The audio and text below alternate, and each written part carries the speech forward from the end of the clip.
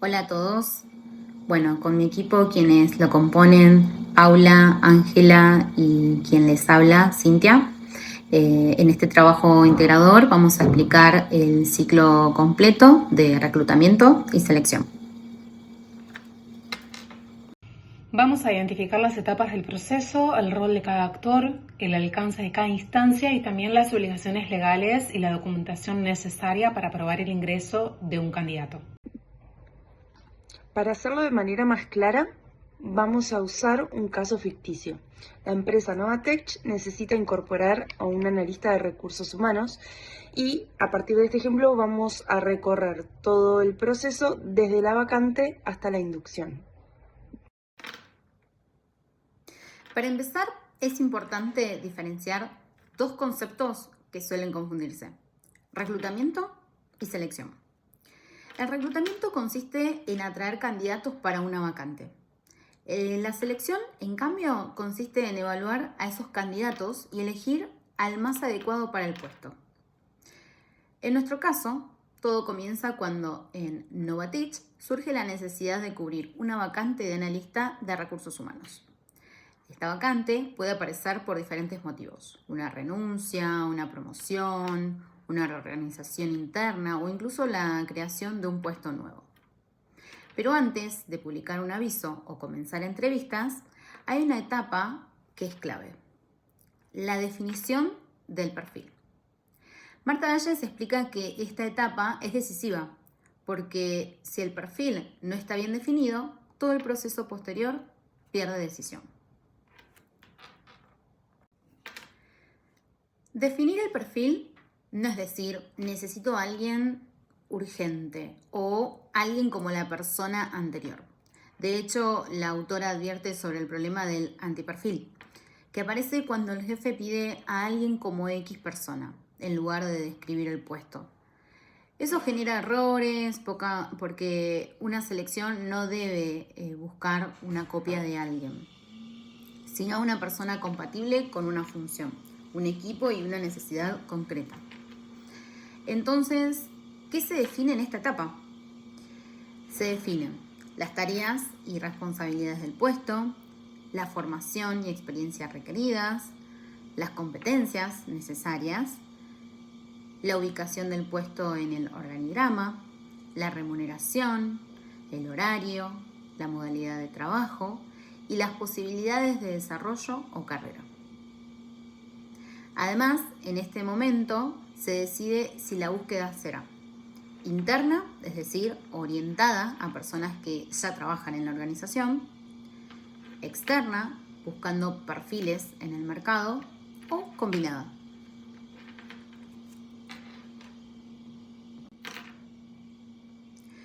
También puede definirse si la búsqueda será abierta o confidencial. La confidencialidad es importante cuando la vacante está vinculada a reemplazos, reestructuraciones o decisiones internas sensibles, porque protege a la empresa y evita rumores o conflictos. En esta etapa participan sobre todo dos actores: el cliente interno, que es el jefe del área que necesita cubrir la vacante, y recursos humanos, que cumple un rol asesor. Recursos humanos no debería limitarse a ejecutar lo que el área pide, sino ayudar a transformar esa necesidad en un perfil realista, técnicamente claro y posiblemente de encontrar en el mercado. Snell y Bolander explican que el análisis del puesto es la base de toda la gestión de recursos humanos, porque después impacta en reclutamiento, selección, capacitación, evaluación de desempeño y compensaciones. Es decir, si no se entiende bien el puesto, no se puede elegir bien a la persona.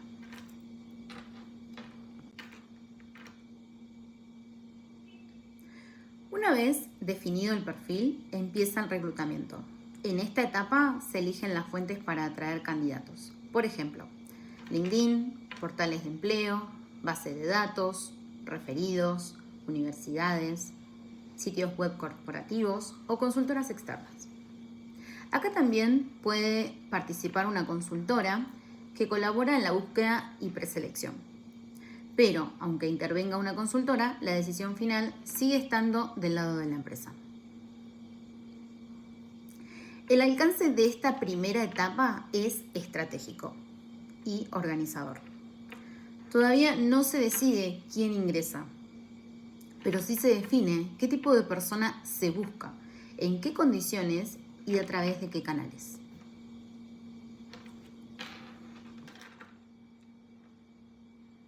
Bueno, como vimos, el ciclo completo de reclutamiento y selección empieza mucho antes de la entrevista.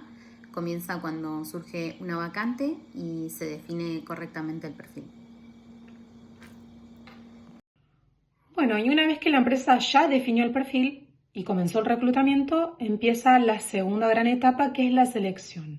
¿Qué es la selección? Implica filtrar, comparar y evaluar a los postulantes hasta llegar a la persona más adecuada para el puesto. Lo primero suele ser una preselección de antecedentes. En esta instancia, Recursos Humanos revisa los CV y analiza si los postulantes cumplen con la formación, con la experiencia y los conocimientos que son necesarios para el puesto. Acá es clave diferenciar entre requisitos excluyentes y requisitos no excluyentes. Dentro de los excluyentes son aquellos que el postulante sí o sí debe tener, y los no excluyentes son aquellos que suman valor pero pueden compensarse con otras fortalezas. Después del primer filtro llegan las entrevistas, y según lo que trabajamos en el módulo no existe una única receta para poder organizarlas. Puede entrevistar Recursos Humanos, el futuro jefe, ambos por separado o incluso en conjunto. Generalmente Recursos Humanos analiza la primera parte de la entrevista para validar la información del CV, para analizar la motivación, para observar las competencias conductuales y también para verificar la compatibilidad general con el perfil. Luego suele intervenir el futuro jefe, que evalúa si la persona encaja en las tareas concretas del puesto, en el equipo y en las necesidades del área.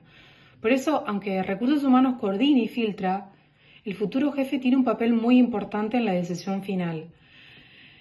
En muchos casos, después de las primeras entrevistas, se arma una terna o grupo de finalistas. Esa terna se presenta al futuro jefe, quien termina definiendo cuál es el candidato que mejor se ajusta a las necesidades del puesto. Además de las entrevistas, en esta etapa pueden utilizarse distintas herramientas de evaluación. Marta Hals explica que cada una sirve para medir algo distinto. Por ejemplo, la entrevista por competencias o la DEI para profundizar conductas pasadas, las pruebas técnicas para medir conocimientos que son específicos, las evaluaciones psicológicas para explorar rasgos de personalidad, el Assessment Center, especialmente útil en procesos grupales o masivos. La entrevista BEI busca que el postulante relate situaciones reales que haya vivido. La lógica es que el mejor predictor del comportamiento futuro es el comportamiento pasado frente a situaciones concretas.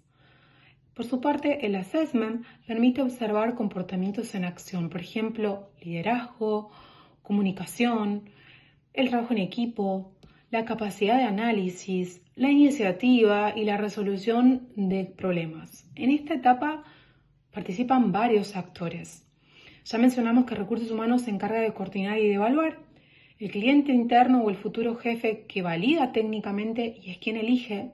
El postulante que se presenta y atraviesa las evaluaciones, y en algunos casos suelen haber evaluadores externos, psicólogos o consultoras. También es importante destacar que esta etapa debe respetar principios de igualdad de oportunidades y no discriminación. Snell y Bolander explican que las decisiones laborales no deben basarse en prejuicios ligados a sexo, edad, origen, religión, discapacidad u otras características personales que no se vinculan con el puesto. El alcance en esta segunda etapa es evaluativo y comparativo. Permite reunir evidencia, reducir errores y elegir al finalista con criterios más objetivos. Cuando ya se identificó el candidato finalista, ingresamos en la última parte del ciclo. Básicamente es la aprobación del ingreso.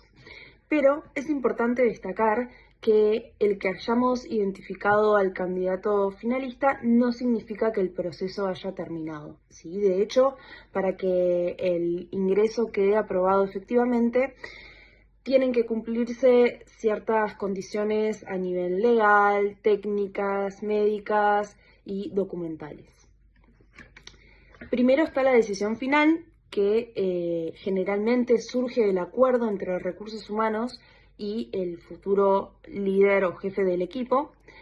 Y recursos humanos va a aportar una mirada más metodológica y comparativa, mientras que el jefe del área es quien va a confirmar que el candidato se ajusta al puesto. Después viene la oferta de ingreso, en donde se van a confirmar las condiciones concretas, como la remuneración, la jornada, la modalidad de contratación, la fecha de ingreso, los beneficios con los que va a contar el empleado y además los otros aspectos acordados de la posición. Una vez que está aceptada la propuesta, se pasa a la etapa de admisión o ingreso. En esta etapa conviene diferenciar dos planos. Uno, las obligaciones de ley, que básicamente acá es donde se ubican los requisitos que la empresa tiene que cumplir a nivel formal para incorporar a un trabajador. Si hablamos del caso de Argentina, específicamente, esto incluye la registración de alta laboral y el examen preocupacional, que es el que se realiza antes del inicio de la relación laboral y tiene por finalidad determinar que el empleado esté apto a nivel psicofísico para las tareas requeridas del puesto. Además, no se puede utilizar de manera discriminatoria. Y dos, la documentación del ingreso. Acá básicamente reunimos toda la documentación necesaria para armar un legajo que corresponda al trabajador y formalizar su ingreso. Según la empresa y el puesto, se suele incluir el DNI, la constancia de CUIL, la constancia de domicilio, los títulos o certificados del empleado, el currículum actualizado, los datos bancarios, formularios que pueda contener la organización a nivel interno, el apto preocupacional y además algunos documentos adicionales a nivel administrativo que complementen el legajo. Además, cabe aclarar que durante todo el proceso se debe mantener el criterio de no discriminación, como habíamos mencionado anteriormente, también la política de confidencialidad y coherencia entre lo que se prometió inicialmente a lo que efectivamente se ofrece. Y además, aunque el candidato ya esté elegido y haya aceptado la propuesta y esté todo en regla, el ciclo todavía no está del todo completo porque todavía nos falta la inducción. Werder explica que una buena inducción va a ayudar a reducir la ansiedad, va también a facilitar la adaptación, acelerar el aprendizaje y disminuir la rotación. Por eso, una contratación exitosa no culmina con la firma o el alta, sino con la integración adecuada al puesto y a la organización. La inducción suele incluir una presentación de la empresa, explicaciones de las diferentes funciones, reglas y políticas, presentación del equipo, ubicación dentro de la organización y un acompañamiento inicial. Si esto no ocurre, puede aparecer una brecha entre lo que la persona esperaba y lo que realmente se encuentra al ingresar. Y esto va a perjudicar tanto al trabajador como a la organización. Entonces, para concluir en el cierre de esta etapa, sabemos que el alcance de esta última etapa es más que nada legal, administrativo y de integración. Es decir, esto va a formalizar el ingreso y permitir que la incorporación sea válida, ordenada y sostenible. En conclusión, el ciclo completo de reclutamiento y selección no consiste solo en cubrir una vacante. Implica detectar la necesidad, definir el perfil, buscar, evaluar, decidir, registrar, documentar e integrar. Recién ahí puede decirse que el ingreso de un candidato fue correctamente aprobado. Muchas gracias a todos.